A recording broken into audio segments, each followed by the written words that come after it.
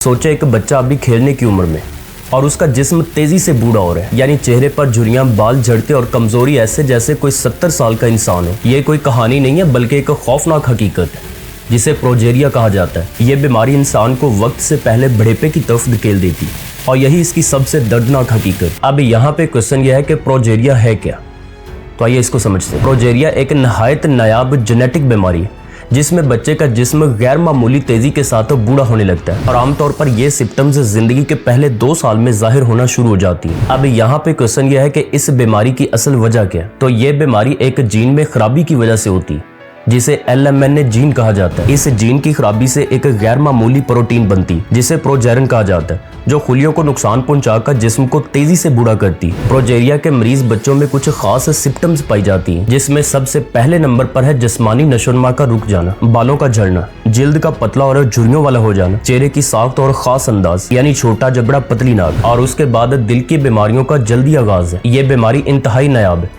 और दुनिया में तकरीबन हर 40 लाख में से एक बच्चे को होती है और इस वक्त पूरी दुनिया में तकरीबन 130 से 150 के करीब बच्चे इस बीमारी के साथ जिंदा है। इस बीमारी में एवरेज एज सिर्फ 13 से 15 साल तक होती।